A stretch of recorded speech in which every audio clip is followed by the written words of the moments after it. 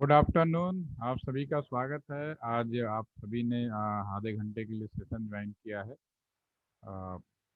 Session में मैं थोड़ा कल का रिपीट करने वाला हूं और जो न्यू नेटवर्क है उसके ऊपर मैं फोकस करने वाला हूं।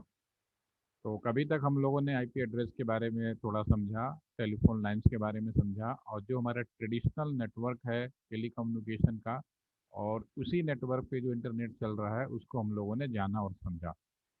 आज जो हमारा है नया एसोसिएशन होगा इसमें जो आईपी एड्रेस हमने किया था इस पे कुछ क्लासलेस आईपी हो जाएं। अगर क्लास की आईपी का मतलब होता है /8/16/24 विद कंडीशन स्टार्टिंग जो बिट्स होती हैं उसके साथ। आप लोगों को होपफुली कि इसमें अब किसी को डाउट नहीं होगा। अगर किसी को डाउट है तो पहले आप पूछ सकते हैं, विभिन्न मैं कोई आगे बढ़ूँ। एनी डाउट आप चैट के माध्यम से बता सकते हैं।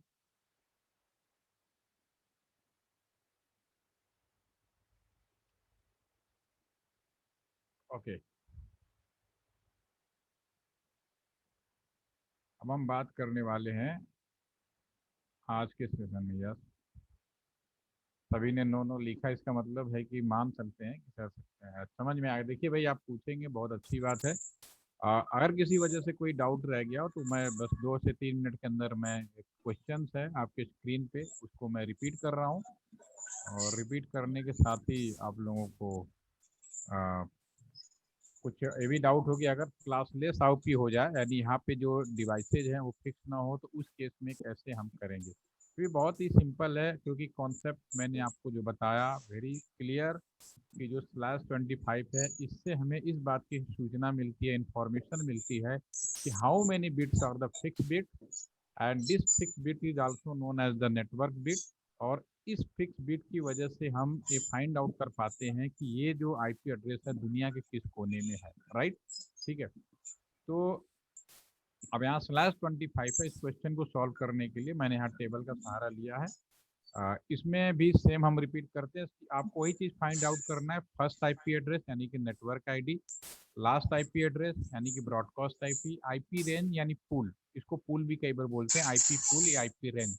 लैंग्वेज भाषाओं का डिफरेंस हो सकता है, बस meaning all are everything in the same. तो कौन कौन से आईपी होंगे, दैट मीन स्टार्टिंग कहाँ से होगा, एंड कहाँ से होगा, ठीक है। नंबर ऑफ पास कुल कितने आईपी पॉसिबल हैं वो हमारा इसमें फाइंड आउट करने के लिए होता है।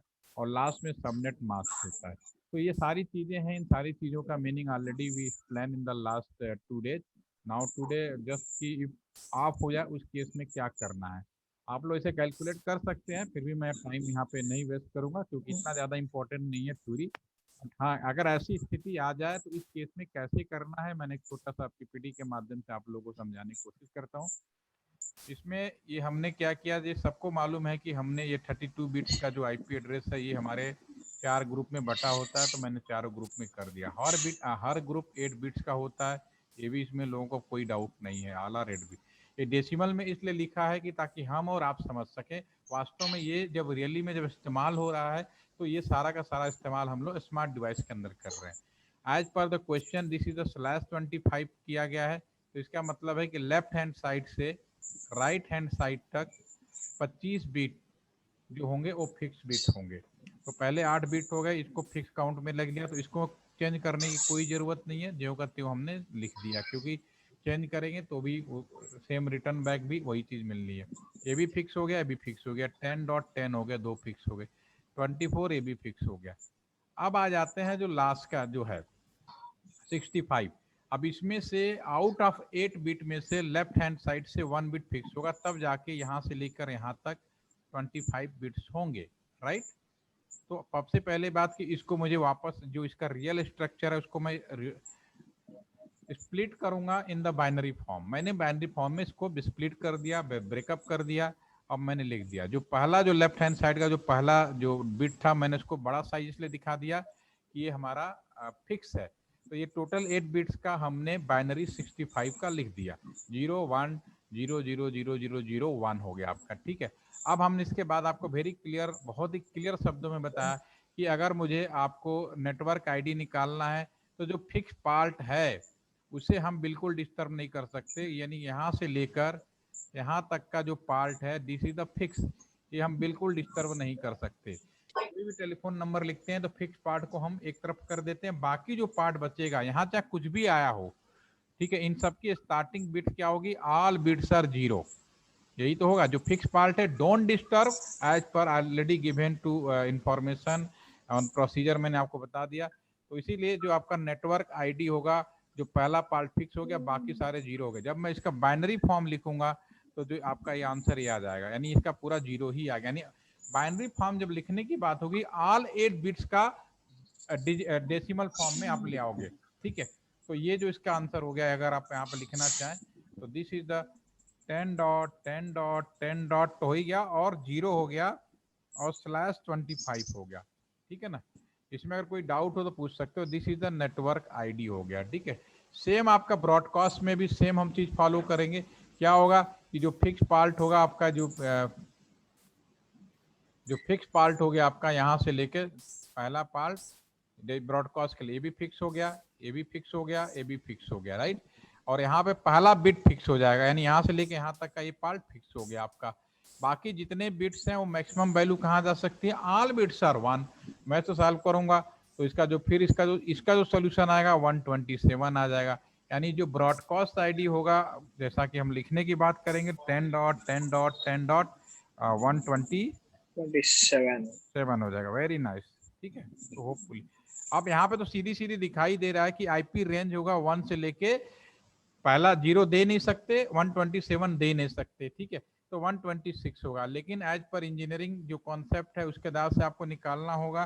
तो टोटल 32 बिट्स है, 32 बिट्स में से हम 25 बिट माइनस कर देंगे, तो टोटल आपका 7 बिट्स आ जाएगा। और जब कैलकुलेशन की बात आएगी तो 2 की पावर आप इसको 7 कर देंगे, एंड ये आपका जो वैल्यू आएगी 120 कितना आएगा, 128 आएगा, यस 128 आएगा। और इसमें से पहला और लास्ट हम देते नहीं है, तो इसकी जो वैल्यू आएगी 126। कैलकुलेशन में आप ऐसे निकाल सकते हैं।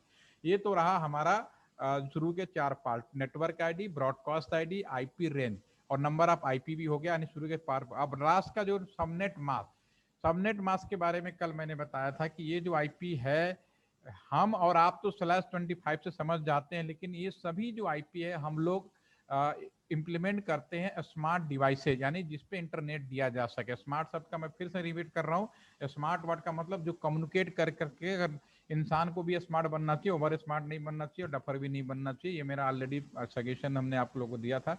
तो उसी तरह से जो डिवाइसेज हैं अगर स्मार्ट है तो they can connect to internet, simple सी बात है। तो उसमें इनको अगर हम तो भले डेसिमल में लिखते हैं, बट हमारा जितना सॉफ्टवेयर है, हर चीज हमारा जो है आपका वो कंप्यूटर के अंदर बाइनरी फॉर्म में आता है।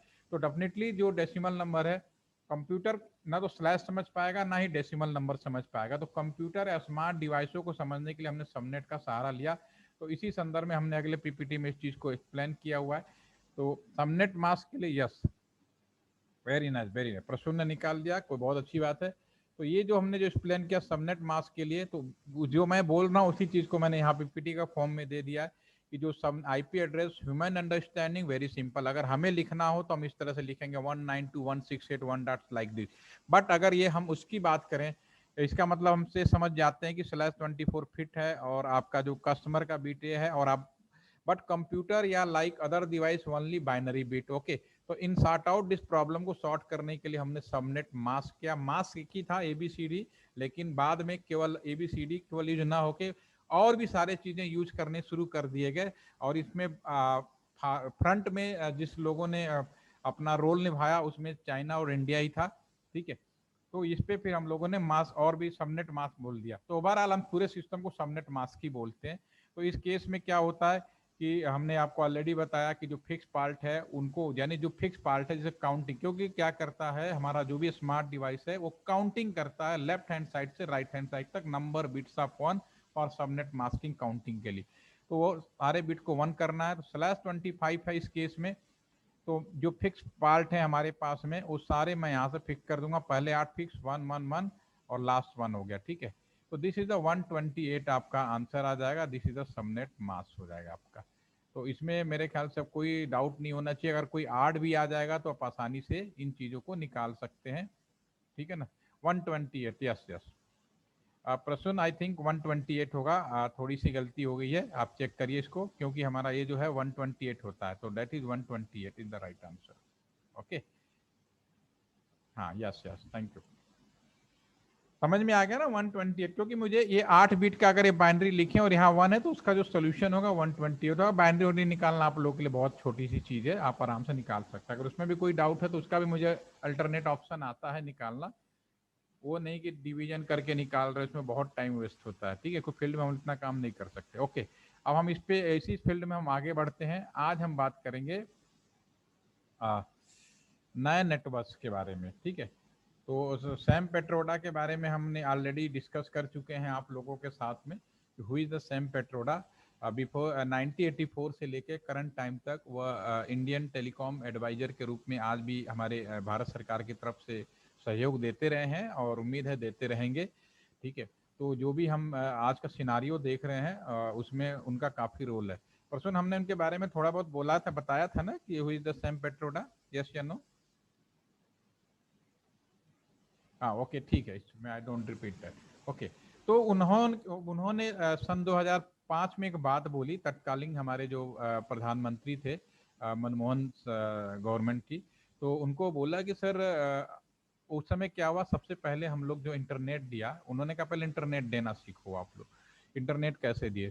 तो ये भी बड़ा इंटरेस्टिंग है। देखिए, मैं तो इलेक्ट्रॉनिक्स का स्टूडेंट था उस टाइम पे, इलेक्ट्रॉनिक्स, और सबसे बड़ी बात ये थी कि बीएसएनएल या उस समय किसी भी गवर्नमेंट ऑर्गेनाइजेशन में कंप्यूटर साइंस की भर्ती ही नहीं होती थी। ठीक है, क्योंकि उतना इंपॉर्टेंट नहीं था। 2002, 3, 1, 99 से लेके 2004-5 तक यही कंडीशन रहा। 2001 में तो पहली बार शुरू भी कर दिया था, लेकिन बहुत सारे ऑर्गेनाइजेशन थे केवल। और आज भी आप अगर देखेंगे ना, इंजीनियरिंग सर्विसेज में जाएंगे तो अभी आपके पास जो टॉपिक चूज करना होगा उसमें अभी मुझे लगता नहीं है कि कंप्यूटर साइंस को इनबिल्ट किया। ये लो आप लोग भी चूंकि ज़्यादा जुड़े हैं तो आप ज़्यादा सही बताएंगे, लेकिन हमारे टाइम में सीधी सी बात थी कि उस समय कंप्यूटर साइंस और ये सब गवर्नमेंट सेक्टर में उतना इंपॉर्टेंट नहीं था एज ए रेगुलर एम्प्लॉयज के लिए। वैसे तो हम लोग उनकी हेल्प ले रहे थे। ठीक है, तो हमारे मेरी पोस्टिंग उस समय शुरुआती दौर में, शुरू के 2.5 साल मैं बागपत जिले में काम किया है। तो बागपत जिले में मेरे लिए बड़ा लकी पॉइंट था कि मैं ऐसी लोकेशन में था कि जहाँ पे मैं काफ़ी कुछ नई चीज़ सीख पाया।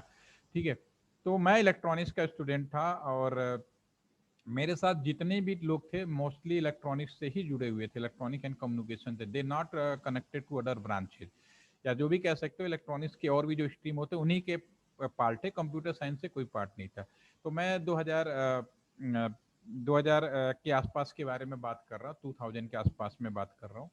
तो जब 2001 से लेकर 2003 का वो दौर था जब सभी क्योंकि मुझे याद है कि मुझे जो पहली तनख्वाह मिली थी, वो जो फर्स्ट सैलरी थी, आप फिल्मों में देखेंगे ना, पहले ऐसे नहीं था, बैंकों में सैलरी आती थी। तो 2003 तक, 2003 तक, 2001 से लेके 2003 यानी जब से मैंने नौकरी शुरू की, उसके 99 में शुरू किया था, उस टाइम से भी उसके बाद जो एक्चुअल सैलरी मेरी आनी हुई, तो 2000 से लेके 2003 तक की हमारी सैलरी जब पहली तारीख आती थी ना, 31 तारीख आती थी, महीने का जो लास्ट दिन होता था, तो क्या होते थे, जो अकाउंट डिपार्टमेंट होता, पूरे बक्से में पैसा भरते थे बॉक्स के अंदर और एक्सचेंज के अंदर आके बैठ जाते थे और कहते थे आज सैलरी मिलेगी। हम लोग भी कहते थे टुडे आज सैलरी, आज हमारा कोई काम नहीं होगा, सैलरी मिलेगा। और सैलरी कैसे में, क्योंकि कैश आता था बक्से में भरकर, लाखों लाखों रुपए आते थे बक्से में भरे होते थे, पूरी पुलिस सिक्योरिटी गार्ड होती थी, वो बैठ जाते थे और वन बाई वन अपने नाम के हिसाब से हम लोग जाते थे और पैसे गिनते थे और साइन करते थे और चले जाते। ये वो दिन था। फिर बैंकों में पैसे आने शुरू हुए 2001 से लेकर 2003। 2003 में 2003 में अनाउंसमेंट किया तत्कालीन जो गवर्नमेंट, तभी गवर्नमेंट आ गई थी उस टाइम तक, तो एक काम शुरू किया कि भाई जितने भी बैंक है, बैंक में तो ऑलरेडी सारे सैलरी आने लगे हैं, लोग बैंकों से पैसे निकाल लेते हैं, लेकिन बैंकों में ऑनलाइन सिस्टम करने की बहुत जरूरत थी। ऑनलाइन नहीं था, बैंक में पैसे आप जमा करते थे, सब कुछ हो जाता था आपका, उसी बैंक में आप जमा करिए, कंप्यूटराइज हो गया, but they not connect to online. ठीक है, तो अब हम लोग भी उस समय इतना ज़्यादा जानते नहीं थे सारों की चीज़ों के बारे में, भले ही जुड़े हुए थे टेली कम्युनिकेशन से। तो सबसे पहले 2003 से लेकर 2005 के बीच में मैं बात कर रहा हूँ। तो 2003 से लेकर 2005 के बीच में सबसे पहले हमारे जो प्रधानमंत्री थे, ये हमारे वाजपेयी उस समय हटने वाले थे और उसके बाद मनमोहन जी आने वाले थे। तो मैं जब हटने से पहले उनका एक लास्ट वर्क था बागपत जिले में, जितने भी LIC ऑफिस थे, उस समय की इंश्योरेंस डिपार्टमेंट होते थे LIC, प्राइवेट में केवल एक टाटा AIG के नाम से आया था, बाकी और कोई नहीं था। तो उन्होंने ये बोला कि लास्ट में जब उनके लास्ट जब वो काम करने का सेशन रह गया था, तो उन्होंने कहा कि भाई ऐसा कि अगले प्रधानमंत्री बनूं या ना बनूं या फिर जो भी हो, तो मेरा एक लास्ट सपना ये है कि बागपत जिले जैसे 2-4 उन्होंने जिले सेलेक्ट किए थे, तो इन जिले में जो भी LIC ऑफिस है उन सभी को इंटरनेट से के माध्यम से या ऑनलाइन के माध्यम से, यानी बागपत के लोग पैसा जमा करें और मेरठ में पैसा जमा हो जाए, ये काम करना है आपको। ऑनलाइन जमा करने का एक शब्द यूज किया उन्होंने, ऑनलाइन आपको करना है, बाद में से इंटरनेट के थ्रू भी किया जा सकेगा।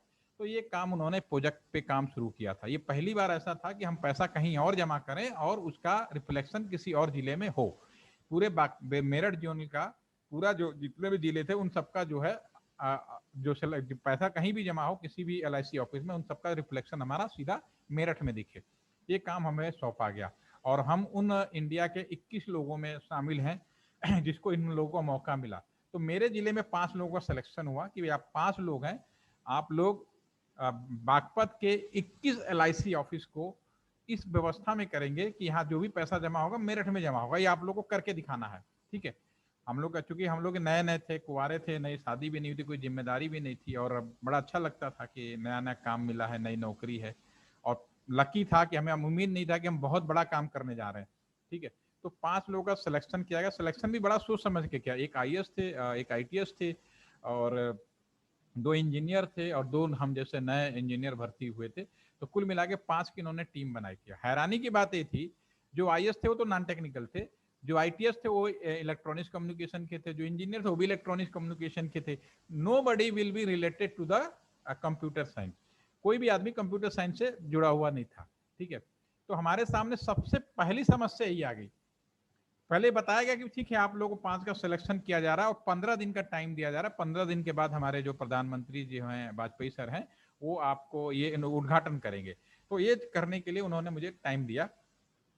तो हम 5 में सबसे पहले रनिंग ट्रेनिंग दी जाएगी। ट्रेनिंग देने के लिए उन्होंने कहा कि आ, हम लोग एक जेड कैरियर एकेडमी था दिल्ली में, तो हमें वहां भेजा गया। तो हम वहां पे गए, तो वहां पे हम लोग चूंकि कंप्यूटर साइंस के थे, तो उस समय हमारे GM थे सत्यपाल जी, वो भी ITS थे। तो उन्होंने पूछा आप सभी को 5 को आता है? हमें चाहे भले सीनियर ऑफिसर थे चाहे हम सारे लोग थे, तब ने हमने कह दिया हमें कंप्यूटर के बारे में नहीं पता, क्योंकि हम लोगों ने इंजीनियरिंग में भी ऐसे ही पढ़ा था। कंप्यूटर को एज ए टेक ग्राने मेरे मतलब का नहीं है, दूसरी ब्रांच के हमारे दिमाग में था। और कंप्यूटर साइंस वालों को ये लगता था कि इलेक्ट्रॉनिक्स भी उनके मतलब का नहीं है। अभी भी शायद होगा ऐसा, क्योंकि कॉलेज में पढ़ते हैं तो क्योंकि हम सब चीज़ों को अलग अलग कर देते हैं, जब फील्ड में काम करते तब समझ में आता है कि हम कितने गलत थे। तो हमने कहा सर हमें कंप्यूटर नहीं आता, और हमने मुझे भी याद है कि हम लोगों ने कंप्यूटर का जो लैब होता था पता नहीं कैसे किया था इंजीनियरिंग में। तो इंजीनियर अपने हिसाब से निकाल लेता है मौका। देखो एक आप लोग इंजीनियरिंग फील्ड से जुड़े थे, एक शब्द बोलने मुझे कोई संकोच नहीं है। इंजीनियर चाहे कितना भी पढ़ा लिखा हो, कितना भी इंटेलिजेंट हो, चाहे कितना भी प्लानिंग कर ले, पढ़ाई तभी करता है एक दिन एग्जाम से पहले। I am fact, am I right, yes या नो? आप सभी लोग भी, मुझे लगता है चाहे कुछ भी कह, मैं भी देखो, मैं तो टॉपर हूँ, गोल्ड मेडलिस्ट हूँ, उसके बावजूद भी जब मुझे पढ़ने की, हम खूब प्लान करते थे, आज पढ़ेंगे वो पढ़ेंगे, बहुत वो करते थे, ठीक है, लेकिन घूम फिर के वहीं पढ़ जाते थे। लास्ट में पढ़ाई तभी होती थी लास्ट में जब एग्जाम होता था एक दिन, वरना उसके पहले तक हमें मालूम नहीं। और ताकत पता नहीं कहाँ से आती थी कि हम लोग पूरी रात में ये शायद इंजीनियरिंग पढ़ाई करने वाले सभी स्टूडेंट के अंदर एक क्वालिटी गॉड गिफ्टेड हो जाती है। ठीक है, पढ़ते रहते डर लगता रहता है, वो ठीक है, अलग बात है, लेकिन वास्तव में असली पढ़ाई हम उसी दिन करते थे जिस दिन परीक्षा होती थी, उससे एक दिन 2 दिन पहले जो पूरा प्रेशर आ जाता था। ठीक है, तो वही चीज थी। तो कंप्यूटर भी हम लोगों ने ऐसे ही पढ़ाई की थी, क्योंकि हमारे सब्जेक्ट का कंप्यूटर और मैनेजमेंट 2 सब्जेक्ट ऐसे होते थे जो हम लोग ऐसे कहते हैं हमारे मतलब का नहीं, हम तो इलेक्ट्रॉनिक्स पढ़ेंगे और कम्युनिकेशन पढ़ेंगे। ठीक है, तो हम लोग वहाँ चले गए दिल्ली। तो दिल्ली वालों ने 5 दिन का ट्रेनिंग था और उन्होंने सिखाया, क्योंकि पहला दिन था, तो पहला दिन चूंकि सबको मालूम था कि प्रधानमंत्री का प्रोजेक्ट है, पूरा मीडिया, पूरा सारे न्यूज़पेपर वाले, सब टेलीविजन वाले सारे आ गए थे। बाकायदा हम लोग का बड़ा स्वागत हुआ कि ये देखिए ये पहली बार ऑनलाइन बिलिंग के लिए काम करने जा रहे हैं। ठीक है, हमें भी बड़ा अच्छा लगा, माला दिन हर मीडिया के ने बहुत अच्छा लगा फर्स्ट टाइम कि इस तरह से हो रहा था। ठीक है, बड़ा सपने जैसा लग रहा था। तो फिर उसके बाद हम लोग वहाँ पे पूछा, वहाँ का जो ट्रेनर था उसने पूछा कि आपको कुछ आता है? जैसे मैं आप लोगों से पूछता हूँ कुछ आता है, तो आप तो कुछ बोलते ही नहीं है, बहुत कम लोग बोलते हैं।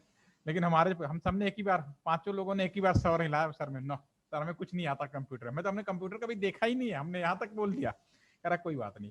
और आपको हैरानी होगी उन लोगों ने हम लोग को क्या सिखाया। पहले दिन सिखाया how to computer on, how to computer shut down, make directory, change directory. पहले दिन तो पता नहीं चला, ओके ओके निकल गया।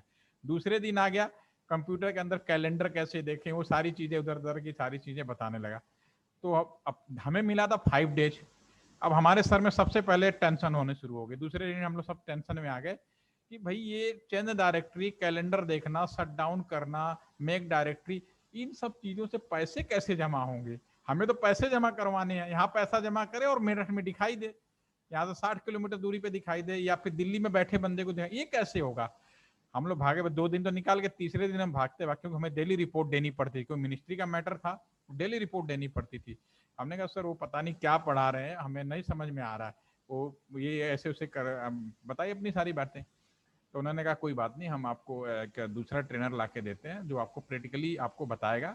और वो ऐसे बंदे हैं, अभी भी हैं, स्टीफन ब्राउन, हो सकता है आप लोग उनके नाम जानते हैं, उनकी एक बुक्स आती है उस टाइम पे, डिजिटल लॉजिक की बुक है, उन्होंने BSDL पे उन्होंने बहुत अच्छा काम किया है। तो उनकी एक बुक आती है, तो वो लोग यहाँ पे पर्सनली यहाँ पे बुलाए गए कि नहीं, इंडिया में क्योंकि गवर्नमेंट की तरफ से था, तो 5 लोग उनके, उन्होंने बहुत जो तरीके से हम लोग को समझाया, उसी चीज के बाद मैंने वो, मेरे लिए मैं कह सकता हूँ एक ऐसे बंदे थे जिनकी वजह से मैंने सीखा कि मुझे भी अगर मुझे कभी मौका मिले ट्रेनिंग देने का, तो मैं ऐसे ही पढ़ाऊंगा। यही आप देख रहे हैं, 4-5 दिन से मैं कोई बहुत पीपीटी लेके इधर उधर गूगल सर्च या कोई प्रोफेसर लाइफस्टाइल में नहीं पढ़ाता। जो मेरा एक्सपीरियंस है मैं वही पढ़ा रहा हूँ, जो मुझे जानते हैं फील्ड में जैसे हम लोग करते हैं वही चीज मैं आपके सामने रख रहा हूँ।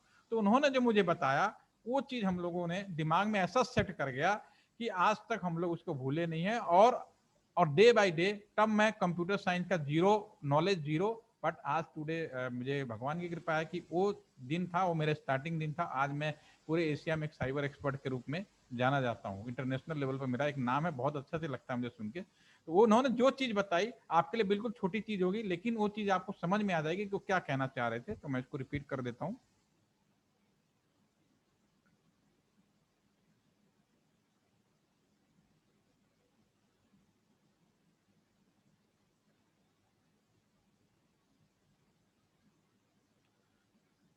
उन्होंने भी मुझसे सवाल पूछा कि आप लोग इंटरनेट या कंप्यूटर्स के बारे में क्या जानते। तो हमने भी कहा सर हम कुछ नहीं जानते सर, अब हमारे पास 3 दिन बचा है। 3 दिन को आने भी लग गए थे, तो 2 दिन हमें और एक्स्ट्रा मिल गया था। तो 3 दिन हमें फिर दिया गया कि आप 3 दिन में करके दिखाइए। तो हमने कहा सर 3 दिन में हमें किसी न किसी आप ऐसा बना दो कि यहाँ से हम पैसे वहां भिजवा सके, लोग यहाँ कंप्यूटर में जमा करें, जो भी पैसा इसका डिटेल यहाँ जमा करें वो मेरिट में रिफ्लेक्ट हो जाए। कहा कोई बात नहीं, बिल्कुल कुछ मत करिए, केवल कंप्यूटर में एक आपको आना पाना चाहिए, बाकी हम चीजें हम आपको बता रहे। ठीक है। तो उन्होंने कहा कि सबसे पहले आज की तरह नहीं है, जैसे मैं आजकल प्रैक्टिकल अभी कराऊंगा, बहुत आसान है आज के टाइम में प्रैक्टिकल कराना, उसमें बहुत ईजी आसान नहीं था। हर चीज एक सिमुलेटर नाम की कोई चीज नहीं हुआ करती उस टाइम पे। तो उन्होंने कहा पहले 5 कंप्यूटर मंगाए थे, उन्होंने 2 कंप्यूटर सामने रखवाए हमारे पास में, और दोनों कंप्यूटर को पहले आपस में जोड़ना सिखवाया। उन्होंने कहा 2 कंप्यूटर है, पहले इन्हें जोड़ो। ठीक है। जोड़ने के लिए आज तो बहुत आसान है, यूएसबी नाम की पोर्ट आ गया है, यूएसबी केबल लगाओ जुड़ जाता है, बहुत ईजी है। बट उस टाइम पे इस तरह की कोई व्यवस्था नहीं होती थी। एक ही पोर्ट हमारे पास होते थे, कम्युनिकेशन पोर्ट लगवाया दोनों कंप्यूटर में, RS-232 बोलते हैं उन्हें, या कॉम पोर्ट भी बोलते हैं। तो उन्होंने इन दोनों को जोड़ना सिखाया। पहले भाई देखिए, इन दोनों कंप्यूटर को आपस में जोड़ना है। जब आप जोड़ लेंगे तब दोनों कंप्यूटर ऑन है, तब आप इस कंप्यूटर से इस कंप्यूटर के अंदर क्या चीज है, पहला काम आप देख पाएंगे। जो उन्होंने कहा बहुत लोकल लैंग्वेज में बोला, उन्होंने कहा पहला काम कर पाएंगे 2C।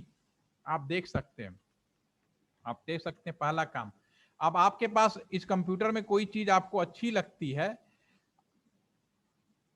अगर आपको इस कंप्यूटर में कोई चीज अच्छी लगती है तो इसको आप यहां से अपने कंप्यूटर के अंदर कॉपी कर सकते हैं। और आपके पास कोई चीज अच्छी पड़ी है तो आप उसको उठा के इस कंप्यूटर के अंदर अपना एक कॉपी या पार्ट भेज सकते हैं। तो उन्होंने कहा 3 चीजें, 2C, सेकंड जो उन्होंने बोला आपका 2 टेक आप ले सकते हैं, और तीसरा 2 गिवन दे सकते हैं।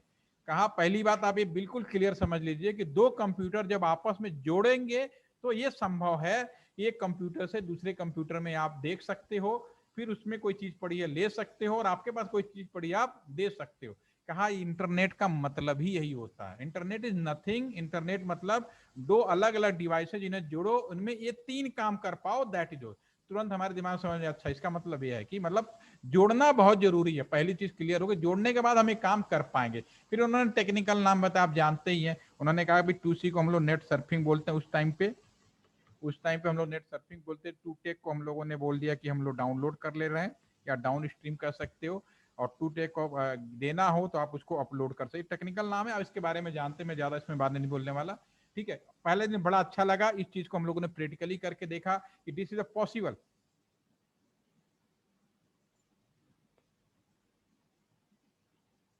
मेरी आवाज नहीं आ रही? Hello Ashwani, any problem is there? Sir, regarding this computer communication, when two computers connect, it needs grant and revoke, right? When हाँ, it's done among that the time, LAN. there is no boundary, there is no security. You see, this is the first time practical implementation when two computer connect to each other. Okay, so that time there is no condition. What one software is that time required, so they given to software, help of the software, the help of the LAN cable, that is possible. Okay, तो network पे हम अभी आते हैं, don't worry, ठीक है। अभी हमने ये काम कर लिया, ये वो पहले दिन हमें अच्छा लगा। अब दूसरे दिन हम रात में, हम क्योंकि हमारे बहुत टाइम रात में बैठे हुए थे 500 लोग, और हम लोगों ने ये डिस्कस किया कि भाई ये तो समझ में आ गया। अब हमारे सामने नेक्स्ट क्वेश्चन ये था कि अगर दो नेटवर्क आपस में जोड़ दिए तो यहाँ से लेके दूसरे जगह पे, दूसरे लोकेशन पे, क्योंकि एक कंप्यूटर तो मेरा बागपत में है, दूसरा कंप्यूटर मेरठ में है। अब इन दोनों कंप्यूटरों को जोड़ने के लिए लगभग 60 किलोमीटर लंबा क्या केबल डालेंगे? ये बड़ा क्वेश्चन था हमारा, हमारे दिमाग में। ये बहुत टिपिकल क्वेश्चन था। हम लोगों ने अगले दिन सबसे पहले स्टीफन ब्राउन सर से पूछा, सर हमारे मन में एक डाउट है कि एक क्वेश्चन, एक हमारा जो कंप्यूटर है यहाँ पे बागपत में है, दूसरा मेरठ में। हमें तो ये बोला जा रहा ना कि बागपत के LIC ऑफिस में जो कंप्यूटर है, इस कंप्यूटर से मेरठ वाले जो कंप्यूटर है उन दोनों के बीच में कम्युनिकेट करना। आपने बता दिया, बड़ा अच्छा है, दो दे आर कम्युनिकेट कैसे पॉसिबल होंगे जोड़ने के बाद। तो हम लोग 60 किलोमीटर लंबा cable, long cable we can live, हम लेइंग करेंगे? तो स्टीफन ब्राउन हमारे इस सवाल पे बहुत हंसे और कहे, भाई आपको नया कुछ नहीं डालना है, ऑलरेडी टेलीफोन लाइनें बिछी हुई हैं, ऑलरेडी लेइंग द टेलीफोन लाइनें, यू आर वर्किंग। इसीलिए आपको ये काम दिया जा रहा है कि आपको अलग से कुछ नहीं बिछाना, टेलीफोन लाइनें ऑलरेडी पड़ी हुई हैं। टेलीफोन लाइनों की जो केबल्स हैं उस एरिया में, उस साइड में भी आपको जा सकता है। इन केबल लाइन को कैसे कनेक्ट करना, ये सिर्फ आपको देखना है। तब हमारे दिमाग में तेजी से काम किया, तब उन्होंने हम, और इस चीज को उन्होंने करके दिखाया। 60 kilometre long distance from the Baghpat to Meerut, one computer put the Meerut, one computer put the Baghpat, how to connect and communicate to देश। मैंने पूरा करके दिखाया और उसके बाद हमें कॉन्फिडेंस आ गया। उसके बाद वो एक दिन दौड़ था। इस सफलता के बाद हम लोगों का सिलेक्शन हुआ फर्स्ट टाइम ब्रॉडबैंड लाने के लिए, जो 2005 में हम लोगों ने ब्रॉडबैंड लाया, जिसमें 42 लोग इंडिया सेलेक्ट किए गए थे। अनफॉर्चुनेटली चूंकि हम लोगों ने काम किया था तो हमारा नाम वैसे ही हो गया था, तो हमारा भी नाम बाय डिफॉल्ट में सेलेक्ट हो गया। ब्रॉडबैंड लाए, जब ब्रॉडबैंड लाए तब हमारे पास, तब सैम पेट्रोडा ने एक नई दिशा दिखा कि अब इंटरनेट देना है हर इंसान को, तो आपको एक नई लाइन और भी बिछानी पड़ेगी, फिर पुरानी लाइन पे काम नहीं चलेगा। ये 2003 में हमने काम शुरू किया था। पहली बार हमने इंटरनेट, पहले तो हमने सारे बैंकों को जोड़ना सीखा, तो उसमें अब हमारे पास पॉसिबिलिटीज क्या क्या थी ये आपके सामने तो होगी। इसमें हमने सारा उन्होंने करके दिखाया, अपलोड करके, डाउनलोड करके, जिसे पॉसिबल कैमरा भी लगा के दिखाया, सारे चीज किया। इसको फिर नेटवर्क करने के लिए उन्होंने कहा कि आपको एक कंप्यूटर मेरठ में मान लो, एक कंप्यूटर मान लो गाजियाबाद में है, बीच में आपको एक चीज और लगानी पड़ेगी कि क्योंकि रिमोट पे तो कोई भी कंप्यूटर हो सकता है। तो जैसे दो इंसानों को बीच में बात करने के लिए हमें स्विच रूम की जरूरत पड़ रही थी, तो वैसे ही एक कंप्यूटर यहाँ है, बाहर की दुनिया में बहुत सारे कंप्यूटर हैं, तो किस कंप्यूटर पे जाना है तो बीच में एक स्विच रूम की जरूरत पड़ेगी, डाटा स्विच बोलेंगे, एक अलग तरह का स्विच। वो कंप्यूटर को पहचान करनी थी, तो एक डाटा स्विच, उसी इंटरनेट में एक्सचेंज में एक डाटा स्विच नाम की व्यवस्था की गई। ठीक है, जिसे डेटा ऑपरेटर स्विच भी बोलते हैं। ठीक है, मीडिया हमारा वही रहा। हमारे पास जो मीडिया था इंटरनेट करने के लिए लैंडलाइन में, तो एक तो लैंडलाइन से भी हम लोगों ने चेक करके देख लिया था। दूसरा हमारे पास CDMA टेक्नोलॉजी, जिसके बारे में हमने 2G स्कैम के बारे में शायद बताया कि नहीं बताया, तो एक और टेक्नोलॉजी आई थी 2G स्कैम, उसमें भी वायरलेस इज नथिंग, वायरलेस केवल आप यहाँ से टावर तक है, बाकी सारा चीज आपका वायर्ड है, बाय ऑप्टिकल फाइबर है। और आज की भी डेट में पूरी दुनिया में आप कहीं बात करें, देयर इज नथिंग वायरलेस। ठीक है, और तीसरा मोबाइल में भी सेम था। तीनों लाइनों में हमारा पॉसिबल हुआ।